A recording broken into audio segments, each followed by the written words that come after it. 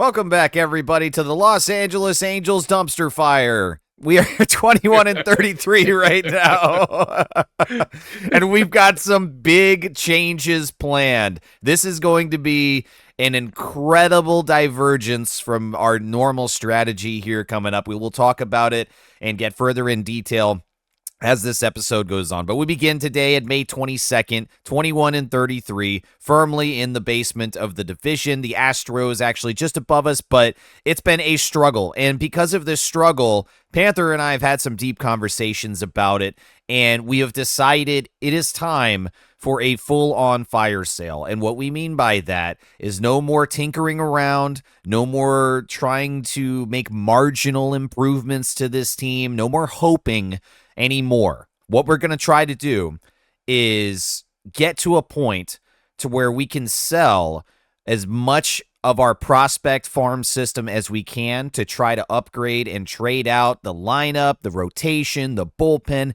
Everything is going to be changed, moved around, traded, dropped, anything that you can think of. We're going to try to do it. And the reason for that is because we are making the final push to actually end the Angels franchise. It is year 4, and right now it seems just about as hopeless as year 1.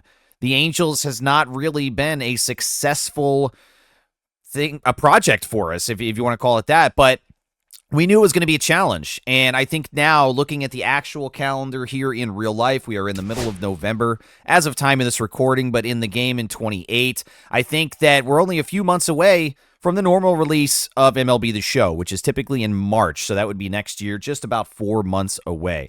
But because of the holiday season, because of how this series has gone, and the amount of games that we have stacked up in our to-play list, I think that ending the Angels franchise is an appropriate time now. We've given it plenty of time. It's been our longest project with MLB The Show.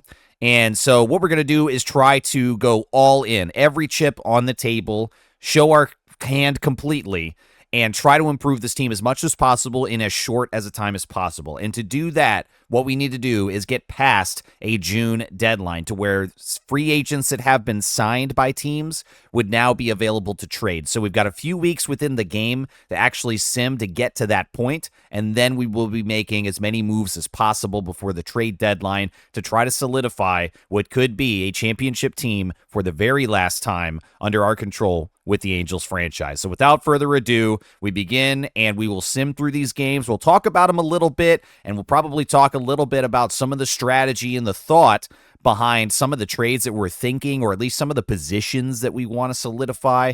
But we're not going to be going into box scores. We're not going to be analyzing performances in these games. It's pretty much just, okay, this is a formality. Let's get to that trade opening. And we begin hosting Boston. They're 29 and 24. And hopefully we can just pick up some wins. I'd like to have some good performances by some of these guys in this short stretch as we sim, just to up their trade value, really. Just do better so we can send you on your way and get some quality guys in here. Yeah, get good so we can say goodbye. Oh, and it didn't start out well. No, of course not. No, we're gonna get swept. We're gonna get swept. That's 4 in a row. Oh, we're just going the same. We did get swept. Look at that. Oh, man. We got swept by Boston. All right, Awesome. 5 losses in a row. Okay. Sweet. All right. Oh, a big victory against the Reds. Hey, there we go. 7 and 4. We don't care about scouting. Yeah, well, if this is it, then no. Scouting would be a waste of time right now, so let's just continue to push through. Ooh, we couldn't even take the series against Cincinnati. No. Up against Baltimore, who was 34 and 25, and we're 22 and 38. Uh-oh. Get him. No. Oh. Oh, we won that one. Oh, we won a game. Yay. Well, we lost the game. Another series We won a loss. game. Oh, look at that 8-1 Yeah. trumpet in Miami. Wow. Oh, another That's victory. a series win. Ooh. Let's go. Oh, we couldn't get a sweep. Ooh, 12-2. Oh, we got. I want to peek. I want to peek. I just got it. Okay. What pitcher fucking barfed? All of them. Rat louder. Jeez. Louder has just One inning nosedived. 6 runs. He's a cannonball into a sinkhole right Oh now. my God. Jeez. Hey, 7-5 against Cleveland. 8-4 loss. Hey, we got another series win. Nice. That's 2 in a row. Detroit. Oh. Oh my gosh. Why do we go for the sweep and we get trounced We can't again? ever seal the deal, yeah. White Sox beat us. White Sox lost.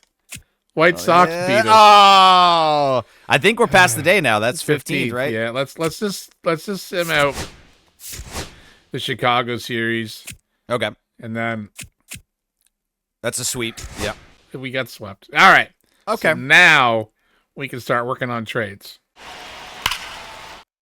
Okay, so the fire sale has officially been completed. We did a lot of work behind the scenes. We didn't want to include all of the footage of us tinkering and trying different trades and measuring the value and trying to balance the budget and all the accounting figures and everything like that. We didn't include all that footage here, but I will try to quickly and coherently recap basically what we did to get to this point. The fire sale is complete. We have revamped and traded out a ton of people. It literally is most of the major league roster that has now been turned over. So starting here at the lineup, there's very few survivors from the Los Angeles Angels lineup that we had that are still remaining here. And at the top of the order is Nolan Shonowell. At first base, he's been consistent. He's been fun. He's a great guy to have. We didn't feel a real need to upgrade first base, so Shonowell stayed. We go down to Seiya Suzuki in right field now.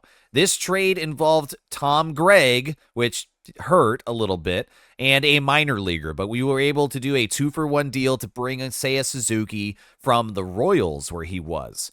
Next, Royce Lewis is remaining as our DH. He brings a lot of power. He's a 92 overall. We did not want to trade him. He is another Angels survivor. Next up is Corbin Carroll. And this took actually a little bit less than we were thinking. We did have to trade Quinn Fabregas. No more worrying about the pronunciation there. We swapped him out. We also included 2 other guys, high-rated prospects, 2 starting pitchers. But it was a 3-to-1 deal to get Corbin Carroll from the Astros. Next was Mookie Betts, and this was one of the most surprising things that we have ever seen in this game. This was a 1-to-1 trade. Mason Wynn for Mookie Betts, and I don't know why the game allowed it. We, of course, full disclosure, we do not do force trades. We don't force anything. We work within the constraints of the game and what they give us. Now, we have built a powerful farm system throughout the years in this game that we've been playing with the Angels, but in an instance like this, we didn't have to use the farm system. I don't know why they did it, but the game accepted it. We did not cheese it. It was a Mason Wynn for Mookie Betts 1-to-1 trade. So we upgraded shortstop massively there.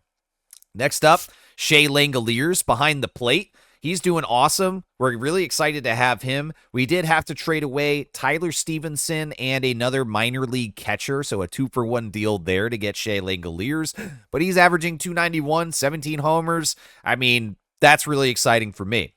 Next is Austin Riley. This was another 1-to-1 trade we were able to make. We had to get rid of Brady House. And that was another one that hurt. I was tied emotionally to both Tom Gregg and Brady House, but those 2 guys are now gone. As we are putting everything, like I said, every chip on the table. No more prospect hunting, not even bothering with scouting. It's all or nothing to finish this year and make a World Series run with this team. Austin Riley's going to help us do that.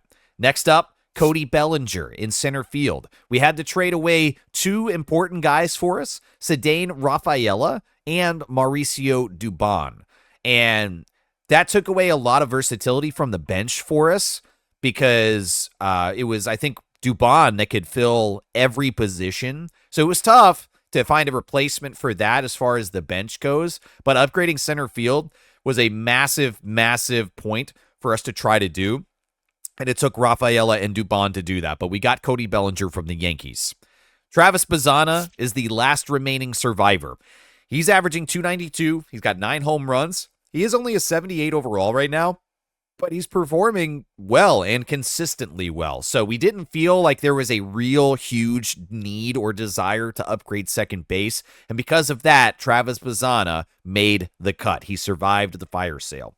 On the bench, we've got Harry Ford as the backup catcher right now. He also survived this sale. We did not try to upgrade the backup catcher role. As we started running lower and lower on budget, we kind of just said, hey, the bench is going to be whatever the bench is going to be. So we didn't really make any moves there other than to plug in BJ Murray Jr. He plays first and third base, which we needed as a backup just in case for these guys. Carlos Chavez, the first, is also another original guy, and he plays all the outfield positions, 72 overall. In his 52 at-bats, he's got a 231 average. He's doing just fine, but the bench was not really the focus. The primary thing that we wanted to do offensively was build an absolutely stellar lineup, and we have certainly achieved that. This looks like an all-star lineup team right now. It's incredible. I can't believe that it took giving up on this franchise to get us to this point. but it did, and we have now assembled essentially the Avengers of baseball. And we're playing a little bit of Dodger ball right now with accruing all these names. There's a ton of power. There's some speed. There's great defense. There's high contact and vision. There's guys with playoff and World Series experience here. There's guys in the 90s, the high 80s. We've got now, I think, the best team that we could possibly assemble. The trades were extremely successful for us, and that is the new Angels lineup. Offensive recap complete. We now move to the starting rotation, and this was really one of the biggest concerns that we had. Our starting rotation was very promising in our minds, and then this year happened, and a lot of it just went really, really downhill. So all 5 starters have been replaced. There is no survivors there. We begin with Nick Lodolo. We had to trade our ace, Rhett Lauder, as well as Jose Alvarado and then another minor leaguer. So we emptied quite a bit here in a 3-1 trade to get Lodolo from the Red Sox, but he is now our ace. Bryce Miller is next, and he was actually a package deal. We got Bryce Miller, Brian Wu, who is in the 3rd spot right there, and then Dave Francisco, a long relief pitcher who's an 80 overall, 57 innings with a 1.72 ERA. We got all 3 of those guys from the Mariners, but we did have to give up Michael Bostofka, one of our highest prospect hopeful guys, and Josiah Gray, who was in the starting rotation, as well as another reliever. So it was a 3-3 even trade, but we definitely made out like bandits there by getting Miller, Wu, and Francisco. Next is Shane Baz, and we picked him up from the Rangers in a 2-1 trade. We put 2 of our starters up there. It was Luis Garcia and Gavin Stone to make room because we got Miller and Wu. That was a 2-for-1 as far as the starters go. So we had to do the opposite here and give away 2 starters to get 1 starter. So we picked up Shane Baz. He was with the Rangers at the time of the trade. And lastly, Luis Ortiz. We just picked him up. He was the last trade, in fact, that we did as far as the starting rotation goes. It was a 1-1 trade between us and the Guardians for Tink Hence. He was doing really well, actually, since we called him up, and I was proud of him. But then in that kind of speed run that we did to get to the trade, like deadline, not deadline, but the free agent deadline to allow them to be traded, when we had to skip those games and just rapid fire simulate, Tink Hence really just took a nosedive into a sinkhole, and it just kept going and going and going. His ERA ballooned up more than twice at what it was in that short, 2-week period. So Tink Hence originally was part of the plans to stay, and we had to trade him here just before recapping and doing all of this stuff. So we got Luis Ortiz, and he's doing phenomenal with an under 3 ERA. So now our starting rotation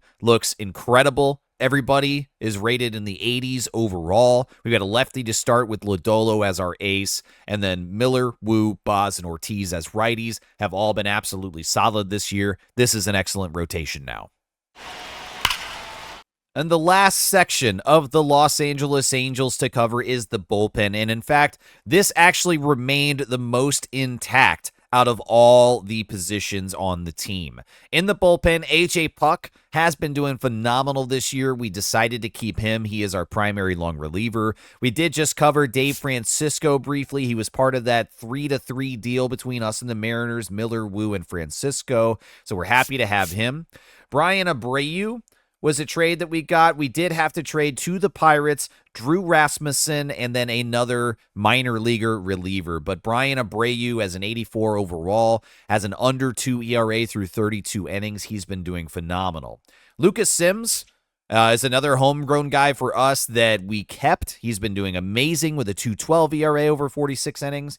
Hunter Gaddis is another one that did survive as well, an under 3 ERA over 44 innings. Justin Martinez, we have kept him. He's got a 3.02 ERA over 44 innings. Victor Gonzalez, as a setup man, is also doing pretty good. It's an under 4 ERA, but there's only so much budget and bodies to go around. So Gonzalez is there. And then Jose Quijada as the closing pitcher, so far doing an absolutely phenomenal job. Okay, so that is the full recap of all of the fire sale trades that we have made. The team is now unbelievable, far beyond what we could have ever expected to actually get out of this. It was a huge success for us, at least on paper. Now, the rankings for us look extremely promising as well. We are now ranked 3rd overall, 1st in contact, 6th in power, 3rd in pitching, 16th in defense, so still middle of the road there, but 5th in speed. We are now an absolute powerhouse of a team. We begin after the fire sale at 30-48. That is the starting point for this franchise now. It is still a long climb back. We severely weakened the Mariners, though, and they are the leaders in the division at 51-26. We're 21.5 games back, and the climb towards the end of the year begins now. 78 games have been played. There is half a season left to go. We have assembled the Avengers squad, and it's time to come back.